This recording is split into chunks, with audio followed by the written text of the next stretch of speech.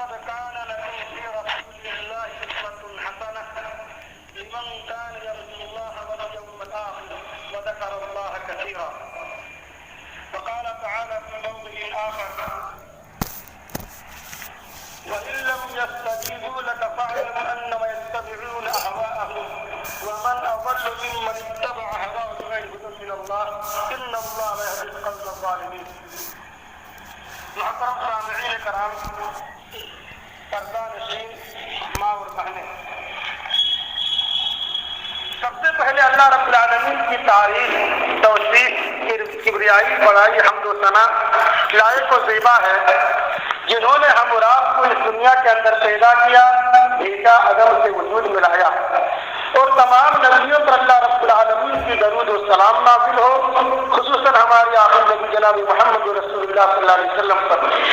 محترم سامعین کرام، گزشتہ درس میں ہم لوگ سنے تھے بدعت کی تعریف، بدعت کی قسمیں اور بدعت کے احکام کے بارے میں بات نہیں آئی تھی، تو آج ہم لوگ سنیں گے بدعت کے احکام، یعنی بدعت کا کیا حکم ہے۔ اسی طرح کچھ لوگ بدعت کو دو حصے میں تقسیم کرتے ہیں، بدعت حسنہ اور بدعت سیئہ، اچھی بدعت اور بری بدعت، اس بارے میں بھی کچھ سنیں گے تفصیل سے۔ اس کے بعد نمبر آتا ہے مسلمانوں کی زندگی میں بدعتوں کا ظہور اور اس کے اسباب۔ محترم سامعین کرام، اگر موجودہ دور کے مسلمان صرف اس لفظ پر غور کر لے کہ ہم مسلمان ہیں، ہمیں مسلمان کیوں کہا جاتا ہے، کس بنا پر ہمیں مسلمان کا لقب ملا ہے، صرف اس پر اگر غور کر لے اور غور و فکر کر لے، اس کی گہرائی میں چلے جائے، تو بہت سارے مسائل ایسے حل ہو جائیں گے اپنے آپ۔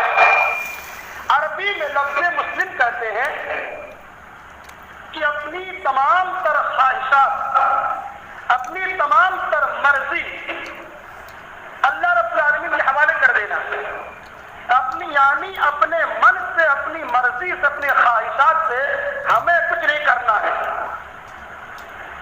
جو اللہ رب العالمین حکم کر رہا ہے اور نبی کے ذریعے سے وہ حکم جیسے ہم پر لاگو ہو رہے ہیں، ہمیں وہ کام ایسے کرنا ہے، اسے کہا جاتا ہے مسلم۔ اللہ رب العالمین نے سورہ بقرہ کے اندر ابراہیم علیہ السلام کے بارے میں اللہ تعالیٰ فرماتا ہے، اللہ نے ابراہیم علیہ السلام سے کہا اذ قال له اسلم، مسلمان ہو جاؤ، اللہ کا فرما بردار ہو جاؤ، مطیع ہو جاؤ۔ تو حضرت ابراہیم نے کہا قال اسلمت لرب العالمین، میں اللہ رب العالمین کے لیے اطاعت و فرما بردار ہو گیا، اللہ رب العالمین کے لیے اپنے تمام خواہشات کو ترجیح دیا۔ یہ ہے لفظ مسلم کا معنی۔ لیکن ہم اور آپ آج کل کے مسلمان اس چیز سے بالکل کورے ہیں، یا اگر جانتے ہیں تو اپنی ضد پر، اپنی مرضی پر اڑے ہوئے ہیں، دھرمی کر رہے ہیں اور کچھ نہیں۔ آج کل مسلمانوں میں جو بے راہ روی پھیلی ہوئی ہے، اصل اسلام سے جو دوری ہے، میرے سمجھ سے صرف دو وجہوں سے۔ ایک یہ تو کہ علم نہیں ہے، دین کا علم جس طرح ہر مسلمان کو ہونا چاہیے، موٹی موٹی باتیں، دین کی اہم باتیں، اہم مسئلے وہ تمام مسلمانوں کو معلوم ہونی چاہیے، اور دین کا گہرائی کا علم، شریعت کا گہرائی سے جاننا یہ علماء پر چھوڑ دیجیے۔ لیکن آج مسلمان، بعض مسلمان کے فرض ایسے ہیں کہ انہیں اقامت بھی نہیں معلوم، طہارت کیسے کیا جاتا ہے وہ نہیں معلوم، مسجدوں کے آداب کیا نہیں معلوم۔ آپ اسی آدمی کو سمجھا پائیں گے، اسی آدمی کو بتا پائیں گے جو آپ کی بات کو سنے گا، آپ کے بات کو سمجھے گا، آپ کے پاس آئے گا۔ اسی اسی آدمی کو آپ بتا سکتے ہیں، بچا سکتے ہیں. لیکن جو آدمی آپ سے ملنے سے گریز کر رہا ہو، آپ کو دیکھ کر کے راستہ بدل لیتا ہو، آپ کی مجلسوں میں بطور بغض کے شامل ہوتا ہو، ایسے آدمی کو آپ بتا نہیں سکتے ہیں. کیونکہ نوح علیہ السلام اپنی طرف سے 950 سال تبلیغ کیے، لیکن جب وہ تبلیغ کر رہے تھے، سمجھا رہے تھے، تو اپنی کانوں میں انگلیاں ڈال لیتے تھے، اپنے چہروں پر کپڑا اوڑھ لیتے تھے. جب ایسا کوئی کرے گا تو کیسے ہم اس کے سامنے حق اور سچ بتا پائیں گے؟ آج یہی حال مسلمانوں کا ہے. ہفتہ واری پروگرام ہوتا ہے، سب کو معلوم ہے، لیکن اس خیال سے کہ یہاں جو پروگرام ہو رہا ہماری مسجد نہیں ہے، یہ لوگ ہمارے مسلک سے نہیں ہے، اس وجہ سے نہیں آ رہے ہیں. اب بتائیے آپ ایسے بدعتیوں کو، ایسے دین سے دور لوگوں کو کیسے بتا سکتے ہیں؟ جبکہ ہماری مجلس میں آئے گا نہیں، ہماری کتابیں پڑھے گا نہیں، ہم سے ربط نہیں رکھے گا، تعلق نہیں رکھے گا، تو سوائے اللہ تعالیٰ کا ہدایت سے کبھی ہدایت قبول کر سکتا ہے، ورنہ اس انسان ایسے آدمی کو کیسے بتا سکتا ہے؟ یہ تو بالکل انسان سے باہر ہے. تو ہم لوگ اس سے پہلے درس میں سنے تھے بدعت کی اقسام. دینی نقطۂ نظر سے، شریعت اسلامیہ کی روح سے بدعتوں کی جتنی قسمیں آپ لوگوں نے سنا تھا کہ دین کے اندر تمام کی تمام بدعتیں حرام ہیں. نبی کریم صلی اللہ علیہ وسلم کی حدیث ہے وَإِنَّ كُلَّ بِدْعَةٍ ضَلَالَةٌ، ہر بدعت گمراہی ہے. اسی طرح نبی کریم صلی اللہ علیہ وسلم کی ایک اور حدیث ہے کہ من احدث فی امرنا ھذا ما لیس منہ فہو رد، کہ جس کسی نے ہمارے اس دین میں کوئی نئی چیز پیدا کی جو دین سے نہیں ہے تو بدعت ہے. حافظ ابن رجب اپنی کتاب العلوم والحکم میں، جامع العلوم والحکم میں، نبی کریم صلی اللہ علیہ وسلم کے اس فرمان فَإِنَّ كُلَّ بِدْعَةٍ ضَلَالَةٍ کی تشریح کرتے ہوئے فرماتے ہیں کہ آپ صلی اللہ علیہ وسلم کا یہ فرمان ان جوامع کلمات میں سے ہے، ان جامع کلمات میں سے ہے جن سے کوئی چیز خارج نہیں ہے، جن سے کوئی چیز نکلی نہیں ہے. اور نبی کریم صلی اللہ علیہ وسلم کا یہ کلمہ کہ فَإِنَّ كُلَّ بِدْعَةٍ ضَلَالَةٍ اسلام کے عظیم اصولوں میں سے ایک اصول ہے. اور نبی کریم صلی اللہ علیہ وسلم کا یہ کلمہ فَإِنَّ كُلَّ بِدْعَةٍ ضَلَالَةٍ اس حدیث کے مشابہ ہے کہ اللہ کے نبی نے فرمایا کہ من احدث فی امرنا ھذا ما لیس منہ فہو رد. کیا معلوم ہوا کہ جس کسی نے دین میں کوئی نئی چیز ایجاد کی اور دین کے اندر اس کا کوئی اصل نہیں ہے، کوئی مرجع و مصادر نہیں ہے، تو بدعت ہے، گمراہی ہے. اور دین اس سے بری ہے، چاہے اس کا تعلق اعتقادی مسائل سے ہو یا ظاہری و باطنی اعمال و اقوال سے ہو. اس اعتبار سے ہم کہہ سکتے ہیں کہ تمام کی عبادات میں اور اعتقادات میں کہ تمام کی تمام بدعتیں حرام ہیں. لیکن یہ بدعت حرمت کی نوعیت، یہ حرمت کی عبادات اور اعتقاد میں بدعتیں حرام ہیں، یہ حرمت بدعت کی نوعیت کے اعتبار سے مختلف ہے. جس اعتبار سے بدعت ہوگی، جس درجے کی بدعت ہوگی، اسی درجے میں وہ حرام پائی جائے گی. مثال کے طور پر بعض بدعتیں صراحتاً کفر ہیں، صریح کفر ہیں، جیسے صاحب قبر سے تقرب حاصل کرنے کے لیے قبر کا طواف کرنا. قبر میں جو مدفون ہے اس سے آپ تقرب حاصل کرنے کے لیے، اس کا محبوب اور برگزیدہ بننے کے لیے قبروں کا طواف کریں، یا اس کے لیے نظر و نیاز پیش کریں، اس سے اپنی حاجات کو دور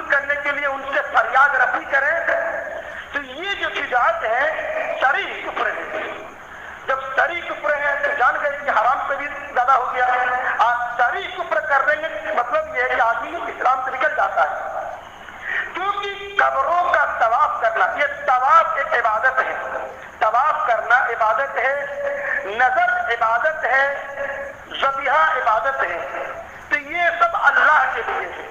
گویا کہ صاحب قبر کو ہم اللہ کے برابر سمجھ رہے ہیں، اللہ کا شریک سمجھ رہے ہیں، اللہ کا پاکر سمجھ رہے ہیں، تو یہ بدعت صراحتاً کفر ہے۔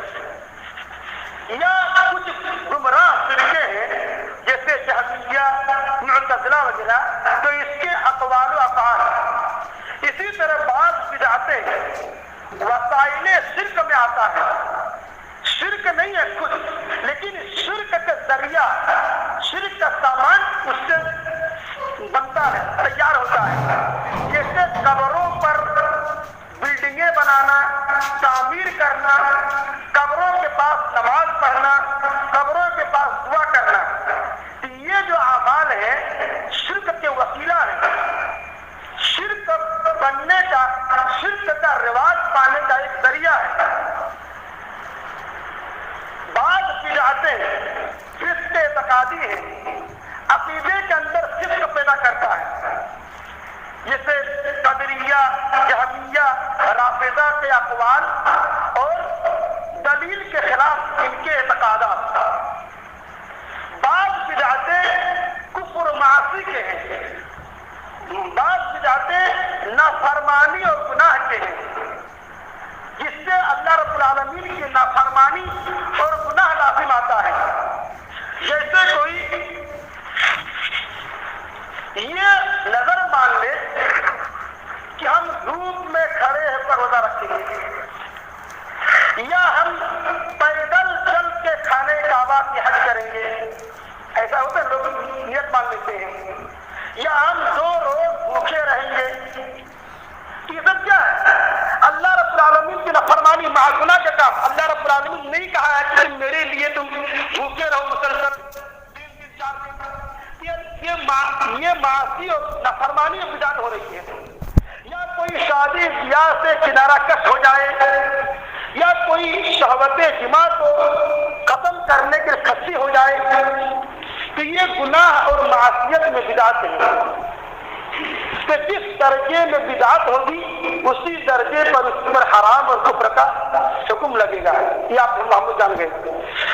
یہاں پہ ایک نقطہ یہ ہے، کچھ لوگ اتنے ہمت اور جری ہوتے ہیں کہ وہ یہ کہتے ہیں کہ دین کے اندر تمام کے تمام بدعات گمراہی نہیں ہے، کچھ بدعات ایسے ہیں جو اچھے ہیں، تو وہ لوگ بدعات کی 2 حصے میں تقسیم کرتے ہیں، بدعات حسنہ اور بدعات سیئہ، اچھی بدعت، بری بدعت۔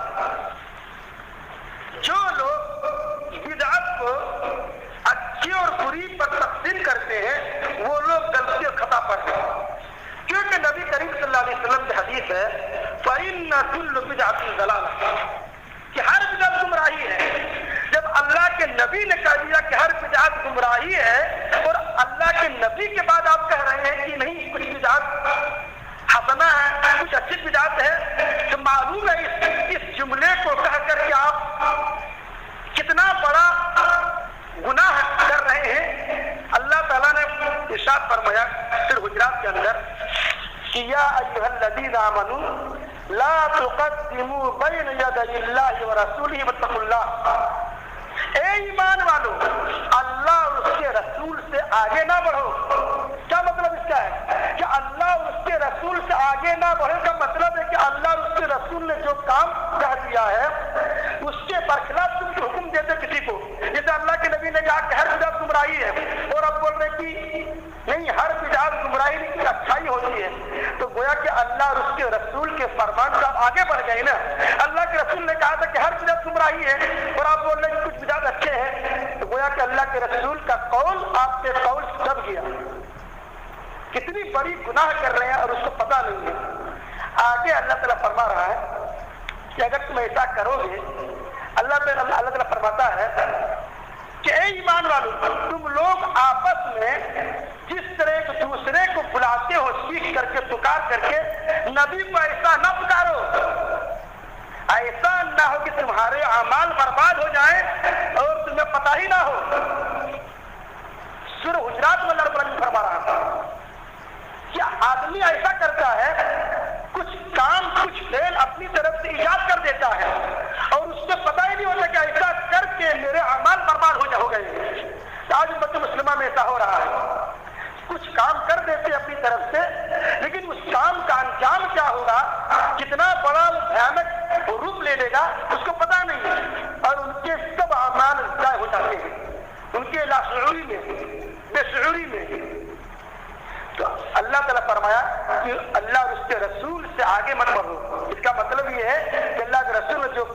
جو حکم دے دیا ہے اس کے برخلاف ہم نہ کہا کریں۔ اسی طرح جو یہ لوگ کہتے ہیں کہ دین میں ہر بدعت گمراہی نہیں ہے، کچھ اچھائی ہے، تو ان لوگوں کے پاس کوئی دلیل اور حجت نہیں ہے سوائے اس کے تراویح کے بارے میں حضرت عمر رضی اللہ تعالی عنہ کے اس قول کے بارے میں کہ حضرت عمر نے کہا تھا نعمت البدعۃ هذه، کتنی اچھی یہ بدعت ہے، کیا ہی اچھی یہ بدعت ہے۔ اسی طرح ان لوگوں کا یہ کہنا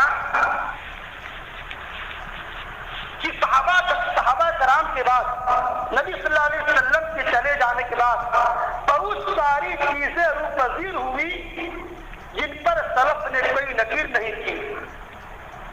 نبی صلی اللہ علیہ وسلم کے چلے جانے کے بعد بہت ساری چیزیں ایسی ہوئی نئی جن پر سلف نے کوئی نکیر نہیں کیا، کوئی روک ٹوک نہیں کیا، جیسے قرآن کریم کا کتابی شکل میں جمع ہو جانا، حدیثوں کے کتابی شکل میں جمع ہو جانا، یہ سب ہو گئے اور سلف نے اس پر نکیر نہیں کی۔ تو اس کا جواب یہ ہے کہ یہ چیزیں شریعت کے اندر، دین کے اندر نہیں ہے، کیونکہ ان کی اصل دین کے اندر شریعت میں موجود ہے۔ مثال کے طور پر حضرت عمر رضی اللہ تعالی عنہ کا یہ کہنا کہ نعمت البدعۃ هذه، کیا ہی اچھی یہ بدعت ہے، اس کی اصل شریعت میں موجود ہے، کیونکہ اللہ کے نبی صلی اللہ علیہ وسلم چند راتیں کچھ دن صحابہ کرام کو جماعت کے ساتھ تراویح پڑھائے تھے، لیکن اخیر میں کہ کہیں تراویح کی نماز فرض نہ ہو جائے، میرے امت پر فرض نہ ہو جائے، واجب نہ ہو جائے، اس خیال سے جماعت سے پڑھانا چھوڑ دیے۔ لیکن صحابہ کرام رضی اللہ عنہم برابر پڑھتے رہے، فردن برابر پڑھتے رہے، نبی کریم صلی اللہ علیہ وسلم کے زمانے میں بھی اور نبی کریم صلی اللہ علیہ وسلم کی وفات پا جانے کے بعد بھی، یہاں تک کہ حضرت عمر، حضرت ابو بکر کے دور خلافت پڑھتے رہے فردن۔ بعد میں حضرت عمر نے اپنے دور خلافت میں یہ سوچا کیوں نہ ہم ان تمام کو ایک امام کے پیچھے جمع کر دیں جو فردن پڑھنے کے بالمقابل اچھا ہوگا۔ تو انہوں نے ایک امام کے پیچھے سب کو جمع کر دیا۔ کہ کیا معلوم ہوا کہ دین کے اندر، شریعت کے اندر جس چیز کی اصل موجود ہو، اگر اسے بدعت کہا جاتا ہے تو اس سے مراد لغوی بدعت مراد ہوتی ہے، نہ کہ شرعی۔ کیا مراد ہوتی ہے؟ لغوی بدعت، جس کی اصل شریعت میں موجود ہو، اگر اسے بدعت کہا جاتا ہے تو اس سے مراد لغوی بدعت مراد ہوتی ہے، نہ کہ شرعی۔ کیونکہ شرعی عبادت، کیونکہ شرعی بدعت ایسی بدعت ہوتی ہے جس کا اصل شریعت میں موجود نہ ہو اور نہ ہی اس کی طرف رجوع کیا جا سکے۔ شرعی بدعت کیا ہوتی ہے کہ جس کا اصل دین میں، شریعت میں موجود نہ ہو اور نہ ہی اس کی طرف رجوع کیا جا سکے۔ حضرت عمر نے تراویح کو ایک شکل دی تھی جماعت سے پڑھنے کی، اس کی اصل شریعت میں موجود تھی۔ نبی کریم صلی اللہ علیہ وسلم نے 3 راتیں 2 راتیں صحابہ کرام کو جماعت کی تراویح پڑھائی تھی، لیکن اس ڈر سے کہ کہیں میرے امت پر تراویح کی نماز فرض نہ ہو جائے، اس خدشے کے لیے اللہ کے نبی نے جماعت سے پڑھانا چھوڑ دیا تھا۔ تو صحابہ کرام کچھ دن کے لیے، 2-3 سال کے لیے اس نماز کو جماعت سے پڑھنا چھوڑ دیے تھے، فردن پڑھ رہے تھے۔ لیکن حضرت عمر نے سوچا کہ کوئی چیز فرض ہوتی ہے یا نفل ہوتی ہے، یا فرض سے واجب ہو جاتی ہے یا نفل سے واجب ہو جاتی ہے، یہ نبی کی زندگی میں ہوا کرتا ہے، لیکن جب تک نبی زندہ ہوتے ہیں وہی آتا رہتا ہے۔ جب نبی وفات پا گئی وہی کا سلسلہ بند ہو گیا۔ اب جو چیز فرض ہے وہی فرض رہے گی، جو چیز نفل اور سنت موقدہ وہ وہی رہے گی، اب فرض نہیں ہوگی۔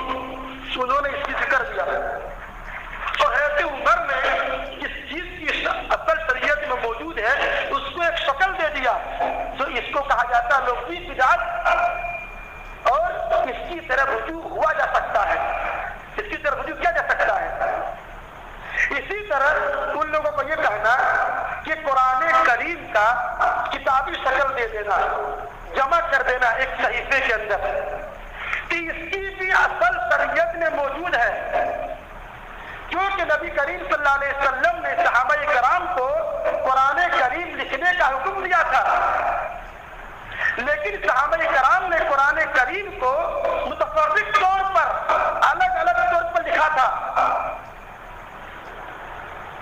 کوئی ایک کتاب کی شکل میں نہیں لکھا گیا تھا، کیونکہ اس وقت کاغذ وغیرہ کا دور نہیں تھے، چمڑے پر لکھتے تھے، تو چمڑے دستیاب ہوتا جس کے پاس وہ لکھ لیتا، وہ صحابی اس کو اپنے گھر لے جاتے، پھر وہ صحابی جس دن وہی آدمی وہ موجود نہیں ہوتا، دوسرا آدمی موجود ہوتے تو وہ لکھ لیتے۔ مثال کے طور پر اگلے درس میں بہت سارے لوگ تھے، وہ لوگ نہیں ہیں، تو وہ جو باتیں جو ہم نے بتائی تھی اگلے درس میں وہ لوگ سن لیے، اب ان کو وہ یاد ہے، اب آج جو لوگ ہیں ان کو وہ باتیں یاد نہیں ہیں، تو گویا کہ میں نے جو بات بتائی تھی وہ سب کو یاد ہے، لیکن کسی کو الگ یاد ہے۔ تو متفرق طور پر یہاں وہاں قرآن لکھا ہوا تھا، کچھ اس صحابی کے پاس، کچھ اس صحابی کے پاس، اور کبھی کبھی کیا ہوتا تھا چمڑے دستیاب نہیں ہوتے تھے تو صحابہ کرام زبانی یاد کر لیتے تھے۔ جب اللہ کے نبی چلے گئے تو اللہ کے صحابہ کرام نے سوچا کہ قرآن کہیں ضائع نہ ہو جائے، ہم لوگ مر جائیں تو آگے آنے والی نسل کیا کرے، اس لیے انہوں نے قرآن کو ایک صحیفے میں حفاظت کی غرض سے جمع کر دیا تھا، تو اس کی اصل دین میں موجود ہے۔ نبی کریم صلی اللہ علیہ وسلم نے صحابہ کرام کو لکھنے کا حکم دیا تھا، یہ بدعت نہیں ہے۔ اسی طرح ان کا یہ کہنا کہ حدیث کتاب کی شکل میں نہیں تھی، بعض کتابی شکل دی گئی، کہ اس کی اصل بھی شریعت میں موجود ہے۔ نبی کریم صلی اللہ علیہ وسلم نے بعض صحابہ کرام کو حدیثیں لکھنے کا حکم دیا تھا، حدیثیں لکھنے کی اجازت دی تھی، لیکن عمومی طور پر حدیثوں کو لکھنے کی ممانعت اس وجہ سے تھی کہ کہیں قرآن سے خلط ملط نہ ہو جائے، قرآن کریم اور حدیث گڑبڑ نہ ہو جائے، مجموعی نہ ہو جائے۔ جب نبی کریم صلی اللہ علیہ وسلم وفات پا گئے اور یہ خطرہ ٹل گیا تو صحابہ کرام نے حدیث کو جمع کر دیا، کیونکہ نبی کریم صلی اللہ علیہ وسلم کے زمانے میں قرآن مکمل ہو گیا تھا، قرآن کریم محفوظ کر لیا گیا تھا، اب قرآن اور حدیث خلط ملط ہونے کا خطرہ باقی نہیں رہا، تو صحابہ کرام نے جمع کر دیا کیوں؟ تاکہ سنت ضائع نہ ہو جائے، سنت کو ضائع ہونے کی خوف سے حدیث کی تدوین شروع کر دی۔ تو ایسے لوگوں کی تعریف کرنی چاہیے ہم لوگوں کو کہ ہمارے لیے انہوں نے قرآن کریم کو ایک صحیفے میں کر دیا، حدیثوں کو بھی جمع کر دیا، تو ایسے لوگوں کے لیے اسلام کی طرف سے اور مسلمانوں کی طرف سے اللہ تعالیٰ بہترین بدلہ عطا کرے، کیونکہ انہوں نے اللہ کی کتاب کو اور سنت کو ضائع ہونے سے اور سنت اور قرآن کو خلط ملط کرنے والوں کے کھیل سے بچا لیا۔ اللہ تعالیٰ انہوں کو بہتر بتاتا کرے، آمین۔ تو یہ بات معلوم ہو گئی کہ دین کے اندر کوئی بدعت نہیں، کوئی بدعت اچھی نہیں ہے، تمام کی تمام بدعت گمراہی ہے اور ہر گمراہی جہنم میں لے جانے والی ہے۔ اور جو کہتے ہیں کہ کچھ بدعتیں اچھی ہیں وہ جو دلیل دیتے ہیں وہ دلیل آپ کے طور پر پیش کر دی گئی، تو اس کا جواب ہم کیسے دے سکتے ہیں؟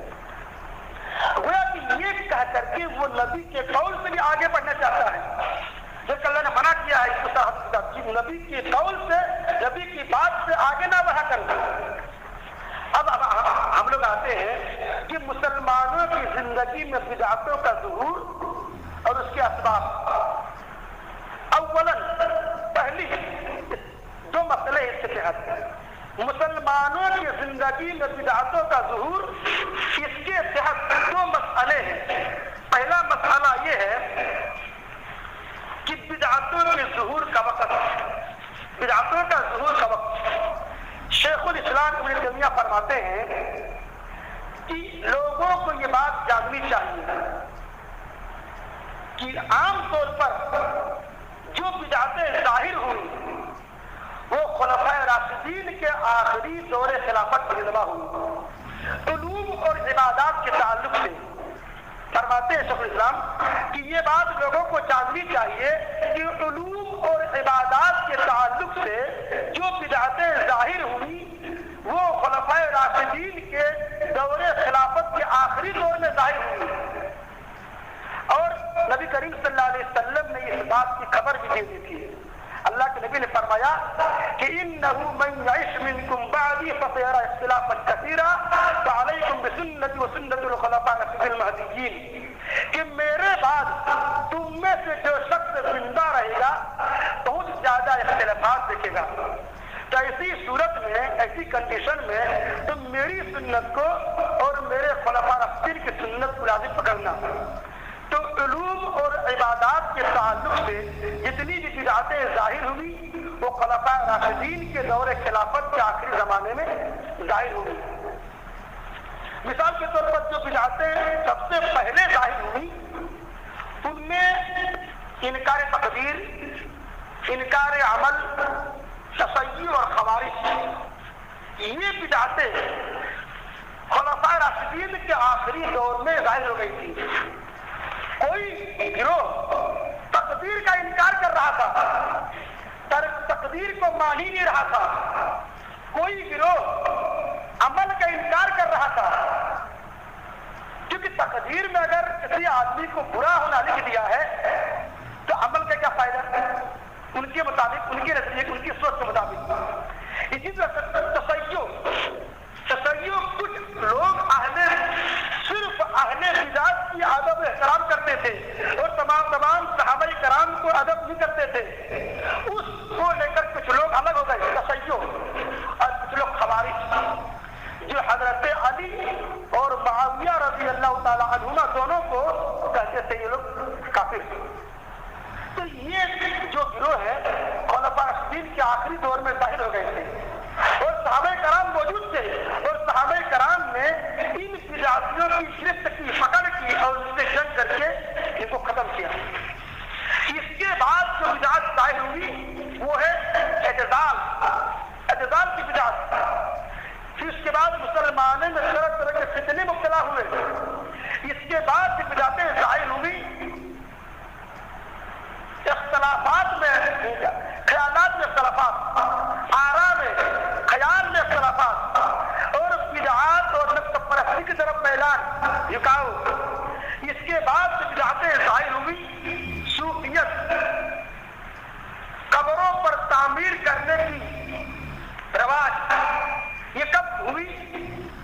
جو اچھے زمانے گزرتے گئے، اچھے لوگ گزرتے گئے، صوفیت، قبروں پر تعمیر کرنے کی رواج، یہ سب اچھے زمانے اور اچھے لوگ گزرتے میں یہ لوگ ظاہر ہوئے، یہ ہوئی۔ دوسرا مسئلہ یہ ہے بدعتوں کے ظاہر ہونے کی جگہ، بدعتیں کہاں سے ظاہر ہوئی؟ شیخ الاسلام فرماتے ہیں کہ بدعتوں کے ظاہر ہونے میں اسلامی ممالک مختلف ہیں،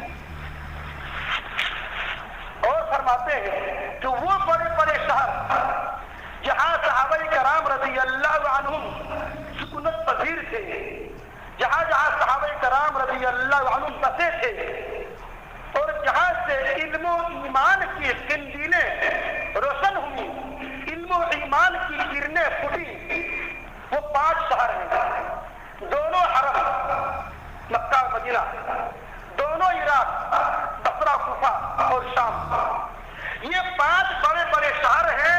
انہی شہروں میں صحابہ کرام نے سکونت پذیر اختیار کی تھی، یعنی صحابہ کرام انہی شہروں کے اکثر تھے، اور انہی 5 شہروں سے علم و ایمان کی کرنیں پھوٹی،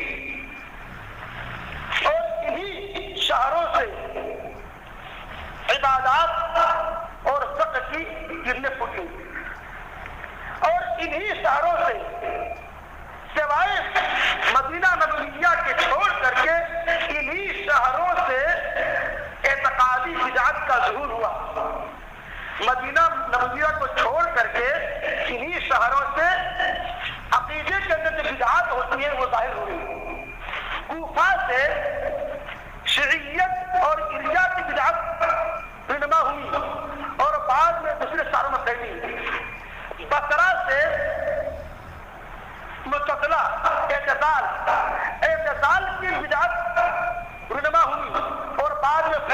ہیں، شام سے ناصبیت اور قدریت کی ابتدا ہوئی اور وہاں سے حتم پھیلی، اور جہمیت سے یہ خراسان سے ابتدا ہوئی، اور یہ بدعتوں میں سب سے قبیح اور بری بدعت ہے۔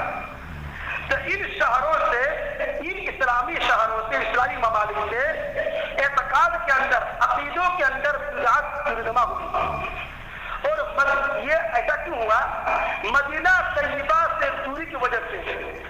یہ جو شہریں ہیں مدینہ طیبہ، مدینہ رسول سے دوری ہونے کی وجہ سے، اور مدینہ طیبہ ان بدعتوں سے پاک اور منزہ تھی، لیکن مدینہ طیبہ میں بھی کچھ لوگ بدعتی تھے جو اپنے دلوں میں بدعت کو چھپائے ہوئے تھے، لیکن یہ لوگ مدینہ میں ذلیل و خوار تھے، رسوا تھے، کم تھے۔ کم ہونے کی وجہ سے انہوں نے اپنے دل کے خیال اور آرا کو آگے نہیں بڑھا پایا، پھیلا نہیں پایا، اور مدینہ کے اندر ایک گروہ تھا قدریت کا، جو تقدیر کا انکار کر رہا تھا، لیکن یہ لوگ مدینہ کے اندر مغلوب تھے، ذلیل و خوار تھے۔ لیکن مدینہ طیبہ کو چھوڑ کر جو علاقے ہیں ان علاقے میں جہمیت کا، قدریت کا، ناصبیت کا، ان تمام عقائد ظاہر اور باہر تھے، یعنی کھلم کھلا اس عقیدے کی پرچار ہو رہی تھی، اور اس عقیدے پر ٹھہرنے سے لوگ کاربن تھے۔ تو یہ سب کیوں ہوا؟ مدینہ الرسول کے دوری کی وجہ سے۔ آج ہم اور آپ جس ملک میں رہ رہے ہیں، یہ ملک بھی خانہ کعبہ اور مدینہ سے بہت دور ہونے کی وجہ سے طرح طرح کی بدعات اور خرافات میں ڈوبے ہوئے ہیں۔ دوسرا جو اس مسئلے کے تحت آتا ہے، بدعتوں کے ظہور کے اسباب، بدعتیں ظاہر کیوں ہوئی؟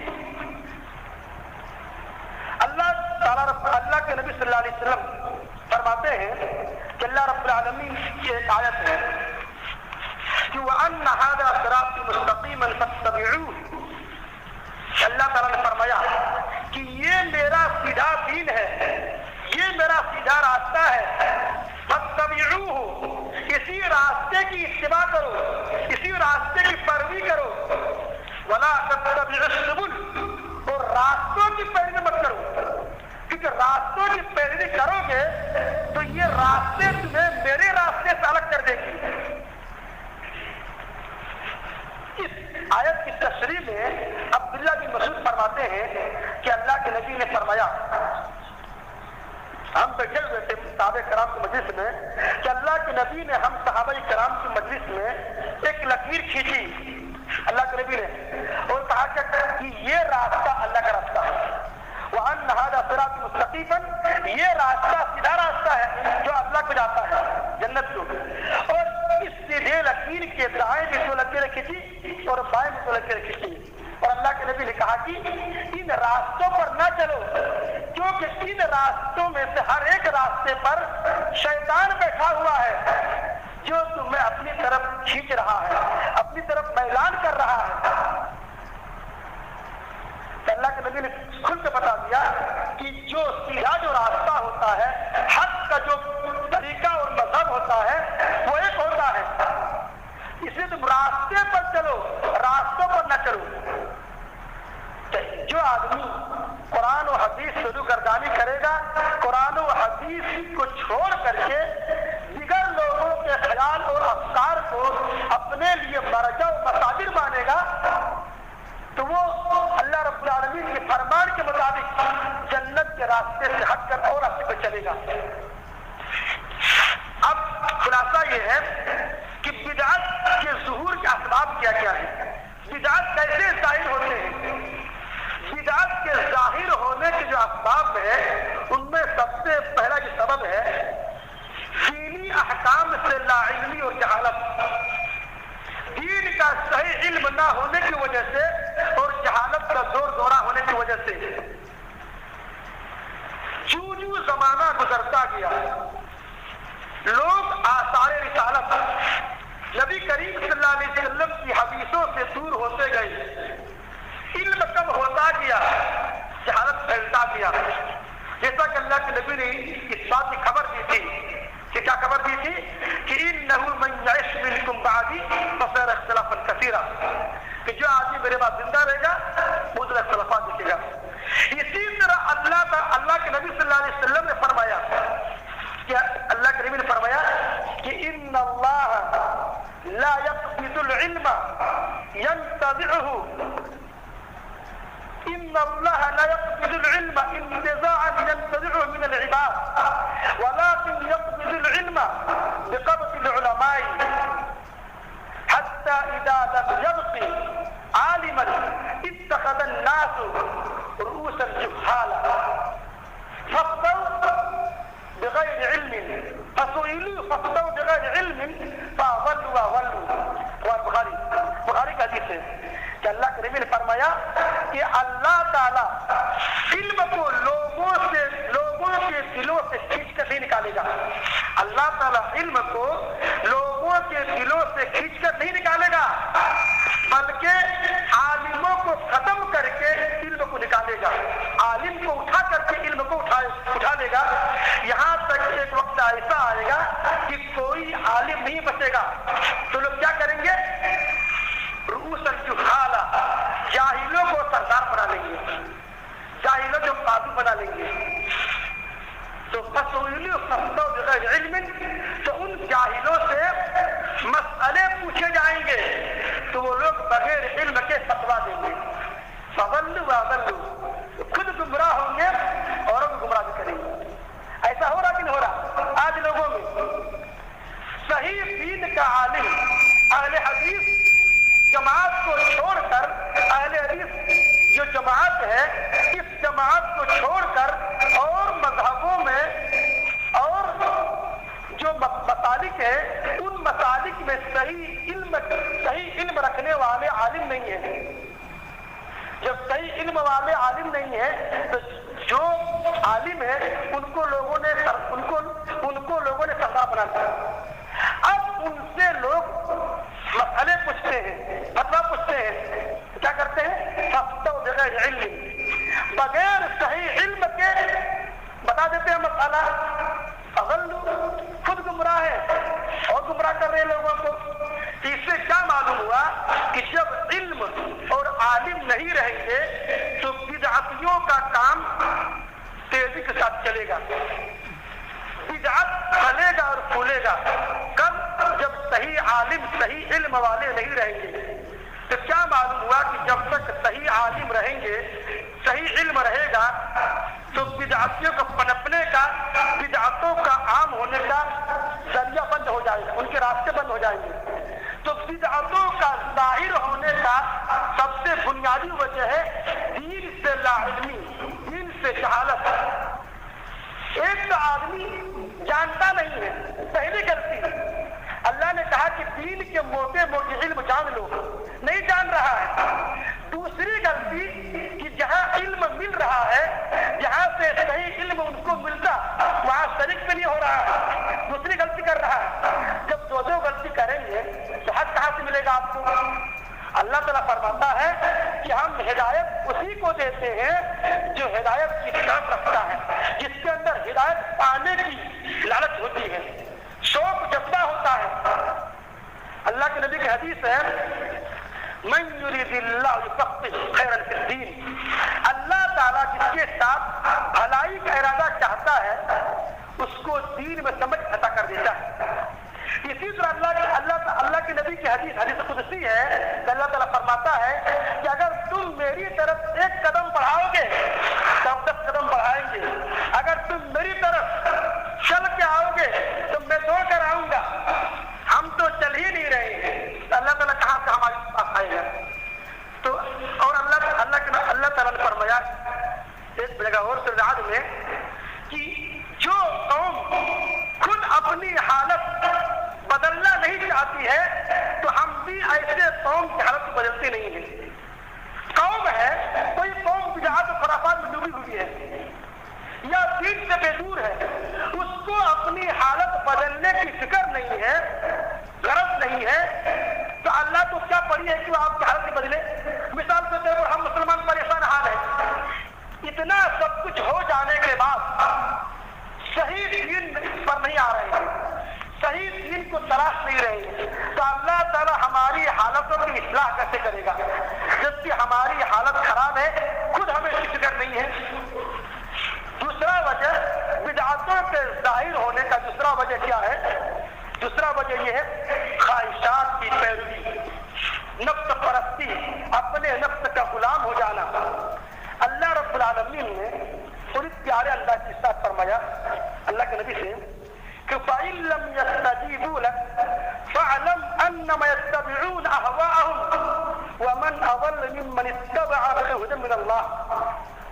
اے نبی، اگر یہ تیری نہ سنے، اگر یہ تیری نہ سنے تو تو جان لے کہ اپنی خواہشات کی پیروی کر رہا ہے۔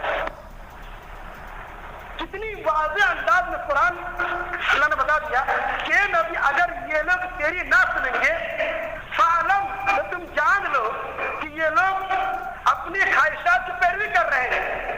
اور اس آدمی سے بڑا گمراہ کون ہوگا جو بغیر علم کے، اللہ کے رہنمائی کے بغیر کوئی راستہ اپنا لیتا ہے، اللہ کے رہنمائی کے بغیر کوئی راستہ اپنا لیتا ہے، کوئی مذہب اپنا لیتا ہے۔ اللہ نے اس کی رہنمائی نہیں کی، اللہ نے اس بات کو کہا نہیں، اس کے باوجود انہوں نے اپنا راستہ بنا لیا، اپنا طریقہ بنا لیا۔ اتنی واضح کھل کر کے اللہ نے بتایا کہ یہ چیز کب معلوم ہوگا؟ قرآن پڑھیں گے تب معلوم ہوگا۔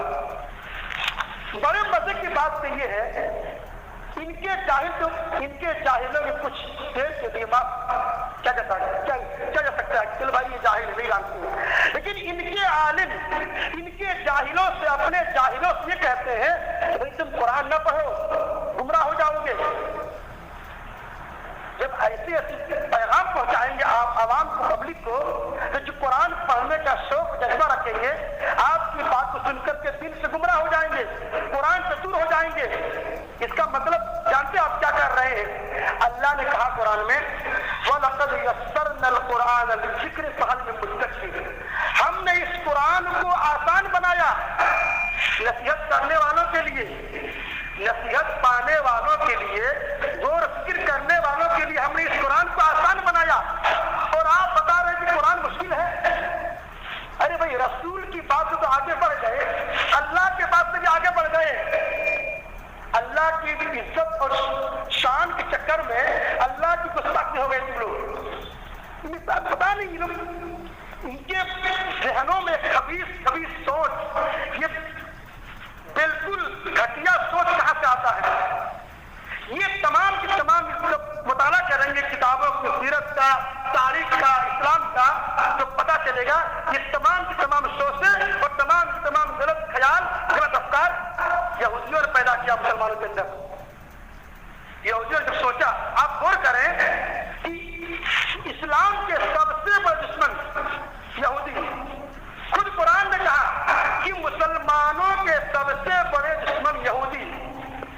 آپ دیکھیے یہودیوں سے اللہ رب العالمین نے جنگ کی ہے خیبر میں جنگ کی ہے یہودیوں سے۔ اس کے بعد نبی صلی اللہ علیہ وسلم کے زمانے میں، نبی صلی اللہ علیہ وسلم کے حیات تک پھر جنگ نہیں ہوئی یہودیوں سے۔ پھر عمر فاروق کے زمانے میں جنگ ہوئی تھی یہودیوں سے۔ اس کے بعد سے لے کر آج تک کوئی جنگ نہیں ہے یہودیوں سے، کیونکہ مسلمانوں کا اور فرقوں سے اور بہت جنگ ہوئی۔ یہ جنگ رک کیوں گیا؟ جب مسلمانوں کا سب سے بڑا دشمن یہودی ہے تو مسلمانوں اور ان کے درمیان جنگ رک کیسے گئی؟ رکا نہیں۔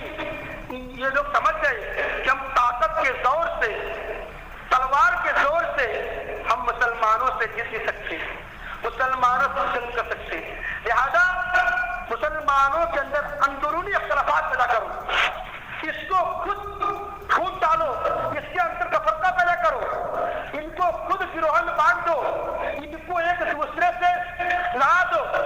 ہو رہا ہے آگے صاحب، خود ہم لوگ لڑ رہے ہیں، دوسرے کی حملے کی دفاع کیسے کریں گے؟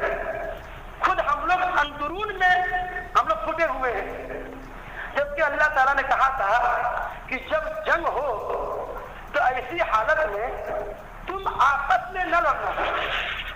جب جنگ کی حالت ہو تو تم آپس کے مسئلے کو لے کر کے مت لڑنا، کیونکہ جب تم آپس میں لڑو گے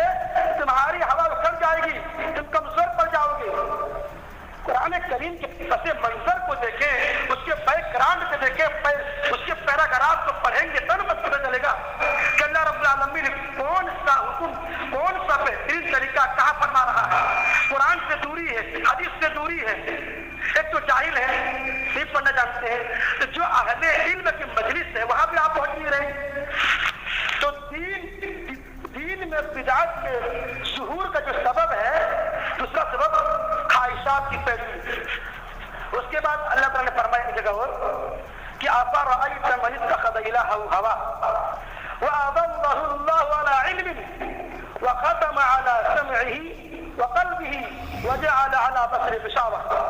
اے نبی، آپ کا کیا خیال ہے ایسے آدمیوں کے بارے میں، ایسے قوم کے بارے میں جنہوں نے خواہشات کو اپنا رب بنا لیا ہے اور علم ہونے کے باوجود، سمجھ کچھ رکھنے کے باوجود اللہ نے ان کو گمراہی میں ڈال دیا ہے اور اللہ نے ان کے کانوں پر اور ان کے دلوں پر مہر لگا دیا ہے اور ان کے آنکھوں پر حجاب ڈال دیا ہے. اب ایسی حالت میں، ایسی کنڈیشن میں اگر تم اس کو سمجھاؤ گے یہ سمجھیں گے نہیں. آج ایسا ہو رہا ہے نا، خواہشات کی پیروی، نفس پرستی، اپنے نفس کا غلام، مسلمانوں کے طریقے کو دیکھ کر، ان کے رہن سہن کو دیکھ کر اور عبادتوں میں وقت نکالنے کا جو طریقہ اس کے اندر ہے، ایسا دیکھ کر کے لگتا ہے کہ یہ عبادتوں کو رسم و رواج کے طور پر کر رہے ہیں، جبکہ ایسا نہیں ہونا چاہیے. عبادتوں کو ذمہ داری کے طور پر ادا کیجیے. اللہ رب العالمین نے مسلمانوں کو پیدا کرنے کو خاص جو وجہ ہے جو میری عبادت کریں. اب عبادت جب آدمی کیسے کرے گا؟ اس کے لیے کھانا چاہیے، صحت مند ہونا چاہیے، تندرستی. تو عبادت کرنے کے لیے ہم کو زندہ رہنا ضروری ہے. تو زندہ رہنے کے لیے ہم کھاتے اور پیتے اور کماتے ہیں اور گھر بناتے ہیں. ایک آدمی جب زندہ کیسے رہے گا؟ اس کا ٹھکانا ہو، گھر ہو، کھانا پانی ہو، کپڑا ہو، اس کو سکون ملے. جب سکون ملے گا، کھانا پانی رہے گا، گھر رہے گا، تبھی نہ آپ کر سکیں گے عبادت. تو اصل مقصد کیا ہے؟ عبادت. کھانا پانی، شادی بیاہ، یہ سب ضمناً آتا ہے. ضمناً جیسے گھر جب بناتے ہیں آپ تو اس کا اصل مقصد کیا ہے؟ کہ آرام و سکون ملے مجھ کو. لیکن آرام و سکون کب ملتا ہے آپ کو؟ جب اس کے لیے آپ سیمنٹ لاتے ہیں، اینٹ لاتے ہیں، چھڑ لاتے ہیں، پتھر لاتے ہیں، مستری کو لاتے ہیں. یہ تمام کی تمام اصل چیز نہیں ہے، یہ اصل تک پہنچنے کے لیے ذریعہ ہے. کوئی کھانا پینا رہنا یہ عبادت کرنے کے ذرائع ہیں. اصل مقصد ہمارا عبادت ہے. اصل کو نقل سمجھ لیا، نقل کو اصل سمجھ لیا. جب اتنا الٹا کر دیں گے تو اللہ تعالیٰ ناراض نہیں ہوگا تو کیا ہوگا؟ کبھی سوچا اس تاریخی کو ہم لوگوں نے؟ کبھی نہیں سوچا ہے. تو اللہ نے کہا کہ غور کرو، سوچو، سوچنے اور غور فکر کرنے میں ٹائم بتاؤ. آج ہم لوگ لغویات میں، فحش باتوں میں، ایک دوسرے کی ٹانگ کھینچنے میں، ایک دوسرے کی برائی کرنے سے فرصت نہیں. غور کرنے میں کہاں موقع ملے گا مسلمانوں کو؟ تو بدعات کے ظہور ہونے کا دوسرا سبب کیا ہے؟ خواہشات کی پیروی. تیسرا سبب کیا ہے؟ اپنے بڑے لوگوں کی خیالات کی طرفداری کرنا. جو دین کے اندر جو ائمہ ہیں، جو امام ہیں، جو دین کے جو جاننے والے ہیں، ان کی خیال کو لے کر کے، ان کی سوچ کو لے کر کے، ان کی سوچ کی اور خیال کی طرفداری کرنا، یعنی ان کی سوچ اور خیال کو غلط نہیں ہونے دینا. ایسا ہو رہا نہیں. حقیقت اللہ کے نبی صلی اللہ علیہ وسلم کی حدیث ہے کہ جب ایسا لوگ کرنے لگیں گے، اب اللہ تعالیٰ فرماتا ہے وَإِذَا قِيلَ لَهُمُ اتَّبِعُوا مَا أَنزَلَ اللَّهُ قَالُوا بَلْ نَتَّبِعُ مَا أَلْفَيْنَا عَلَيْهِ آبَاءَنَا. وَإِذَا قِيلَ لَهُمُ اتَّبِعُوا، جب ان سے کہا جاتا ہے کہ بھائی اس چیز کی اتباع کرو جو اللہ نے مجھ پر اتارا ہے. وَإِذَا قِيلَ لَهُمُ اتَّبِعُوا مَا أَنزَلَ اللَّهُ، اس چیز کی اتباع کرو جس کو اللہ نے اتارا ہے. وہ کیا کہتے ہیں؟ قَالُوا بَلْ نَتَّبِعُ مَا أَلْفَيْنَا عَلَيْهِ آبَاءَنَا، بلکہ ہم اس کی اتباع کریں گے جو ہم نے اپنے آبا سے، اجداد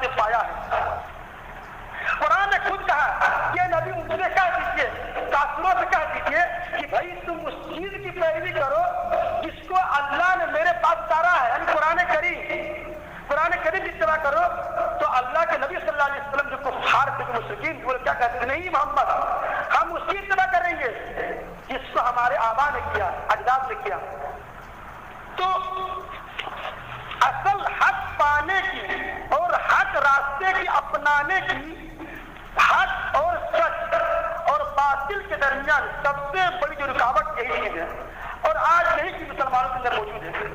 किसी तकलीद वालों से कहिए, अहनाफ से कहिए, भाई आप कुरान और हदीस की इत्तिबा करें, नहीं, क्या वो लोग गलत थे? हमारे इतने बड़े बड़े अइम्मा गुजरे, इतने बड़े बड़े बुजुर्ग गुजरे, वो क्या वो लोग गलत थे? आप भी सही हैं। ये आज इतना जन उसके इतने बाद पैदा हुए हैं, क्या आप सही हैं? जब ये सोच रखेंगे तो फिर वो कहाँ से हक पाएंगे? तो बिदआत के ज़ुहूर होने का सबब है कि अपने बड़ों के ख्याल की, उनकी सोच की तरफदारी करना। उसके बाद बिदआत के जाहिर होने का जो सबब है चौथा, काफिरों की मुशाहदत किया करना, काफिरों की मुशाहदत किया करना। ऐसा हो रहा है कुरान, कितने मुसलमान हैं जो काफिरों की मुशाहदत इख्तियार कर रहे हैं, उनके तौर तरीके को, उनके कल्चर को, उनके तहजीब और तमद्दुन को अपने अंदर हटा लिए, बसा लिए। हमारे इस्लाम में कहा है कि कोई पैदा हो, फिर दूसरे साल जिस तारीख को पैदा हुआ हो उसमें उसकी जन्मदिन मनाना, बर्थडे मनाना। जैसे क्या करते हैं गैर लोग क्या करते हैं, वो लोग धागा बांधते हैं, राखी पहनते हैं। मुसलमान भी कितने लोग आपको मिल जाएंगे जो चांदी का ब्रेसलेट पहनते हैं, धागा बांधते हैं। कई खबीस को मैंने कहा भाई ये क्यों कर रहे हैं? बोला हम जहन्नमी हैं, ऐसे बोलते हम जहन्नमी नहीं, ऐसे बोलते हैं। तो क्या बोलते हैं उनके जवाब में? आप वली को मानते हैं? अभी वली को मानने की बात कहा, मैंने कहा कि भाई ये चीज गलत है। इस्लाम में ये नहीं है कि धागा बांधो, ये गैरों की मुसाबहत है, काफिरों के तौर तरीके हैं धागा बांधना। बोलता कहाँ लिखा है? बोल रहा कहाँ लिखा है? मैंने कहा कि हदीस में लिखा है। बोला कि हदीस क्या है? मैं पढ़ दिया कि मन तशब्बह बिक़ौमिन फ़हुवा जिसने किसी कौम की तरीके को अपनाया वो उसी में से है। चुप हो गया। इतने खबीस लोग अभी भी मौजूद हैं। जमात हो रही है, अजान सुन रहा है, नहीं आ रहा है। क्यों नहीं आ रहा? हमारी मस्जिद नहीं है। एक चीज अब क्या हो गया है कि हमारी मस्जिद नहीं, एक चीज है हमारे टाइम पर अजान नहीं हो रही है। हमारा जो टाइम असर का है 5:15 बजे, यहाँ होता है 4 बजे, इसलिए हम नमाज़ पढ़ेंगे। ऐसे ख्याल के लोग मौजूद हैं कि यहाँ अजान जल्दी होगी, हम पढ़ेंगे। तो इससे क्या मतलब निकलता है कि तुम सही रास्ते से हट करके, जान बूझ करके तुम गलत रास्ते पर चल रहे हो। ऐसे लोगों को कैसे समझाएंगे? एक ही तरीका है, अलग से बात कि अल्लाह ताला ऐसे लोगों को हिदायत दी। तो ये बिदअत के ज़ुहूर होने के 5वां सबब है। इसी तरह हज़रत अबू वाक़िद लैसी कहते हैं कि हम कुछ लोग नए इस्लाम कबूल किए थे और जंग हुनैन की तरफ जा रहे थे। नए मुस्लिम हुए थे, जंग हुनैन जा रहे थे। तो जंग हुनैन जब जा रहे थे तो रास्ते में एक दरख्त था, बेबी का दरख्त। तो काफिर लोग क्या करते थे, अपने असलहा को, हथियार को उस पर लटकाते थे और उस दरख्त का तवाफ करते थे, तवाफ की नियत से। तो जो नए मुसलमान हुए थे उन्होंने अल्लाह के नबी से कहा, अल्लाह के नबी हमारे लिए भी आप ऐसा दरख्त बना दें ताकि हम भी अपने हथियार को वहां लटका करें और हम भी तवाफ की तवाफ क्या करें। अल्लाह के नबी ने कहा, अरे तुम लोग तो वैसे निकले जैसे मूसा अलैहिस्सलाम की कौम ने मूसा अलैहिस्सलाम से कहा था, हे मूसा हमारे लिए भी एक ऐसा बना दीजिए माबूद जैसे गैरों के एक माबूद है। मूसा अलैहिस्सलाम की कौम ने भी मूसा अलैहिस्सलाम से कहा था जैसे गैरों के माबूद है वैसे हमारे लिए आप बना दीजिए। वही चीज सहाबे कराम जो नए सहाबे कराम से इस्लाम लाए थे वो लोग सवाल कर रहे अल्लाह के नबी से, अल्लाह के नबी हमारे लिए भी ज़ात अनवात बना दीजिए जैसे गैरों के ज़ात अनवात है। तो अल्लाह के नबी ने कहा कि तुम लोग जरूर भी जरूर अपने से पहले लोगों की नक्श कदम पर चलोगे, यहाँ तक कि अगर वो किसी गोह के दिल में दाखिल होगा तुम भी अपने गोह में दाखिल होगे। ऐसा जैसे जैसे बनी इस्राइल कर रहे हैं, जैसे जैसे यहूदी कर रहे हैं, जैसे जैसे वो लोग जिंदगी गुजार रहे हैं वैसे वैसे हम लोग कर रहे हैं। बातें बहुत सारी हैं। आखिर मजमुआ के बारे में हम तमाम मुसलमानों को बिदअत को समझने और उससे बचने का तौफीक अता फरमाए। आमीन। व आखिर दाअवाना अल्हम्दुलिल्लाहि रब्बिल आलमीन।